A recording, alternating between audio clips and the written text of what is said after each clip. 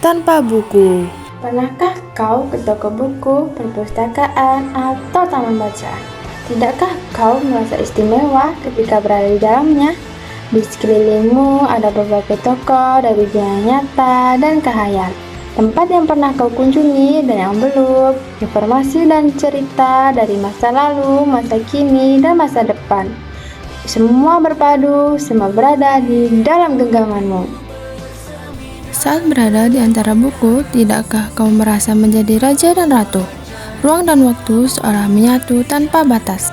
Kau bisa terbang melintasi sekat negara dan melewati berbagai zaman. Kau bisa menyelam ke dalam samudra, melayang di angkasa, bercanda dengan aneka satwa, dan berkelana di tengah padatnya kota, juga di rimba raya. Kau tahu, buku adalah jendela dunia, kunci pengetahuan dan pintu wawasan. Muhammad Hatta, sang proklamator, berkata, "Aku rela dipenjara asalkan bersama buku, karena dengan buku aku bebas." Melalui buku, manusia terbebas dari ketidaktahuan. Tempat-tempat yang dipenuhi buku adalah harapan berkembangnya pengetahuan dan wawasan.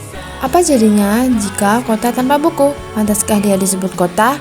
Di kota itu mungkin kabar datang dari sumber lain, dari koran, televisi, atau internet. Mungkin informasi dan cerita datang dari cerita nenek moyang, bagai dongeng-dongeng sebelum tidur.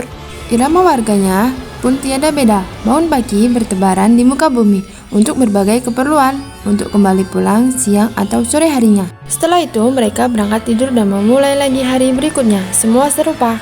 Di kota itu mungkin ada bangunan bernama perpustakaan. Di dalamnya buku-buku berderet dalam rak yang tak terjamah. Tiada tangan meraih dan membuka halaman demi halaman dengan sukacita. Mungkin juga ada tumpukan buku di sudut-sudut sekolah yang sepi dan berdebu. Jarang dikunjungi, jarang dibaca, buku-buku di sana tergonggok tanpa nyawa.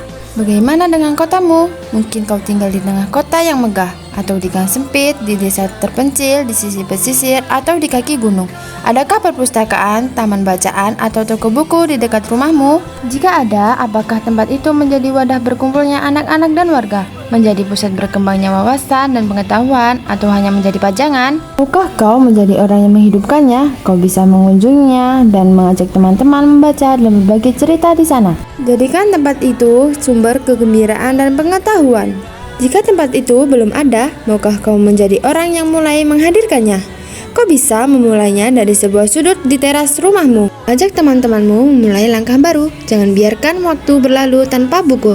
Siapapun dirimu, bersahabatlah dengan buku. Dia akan menjadi teman setiamu sepanjang waktu.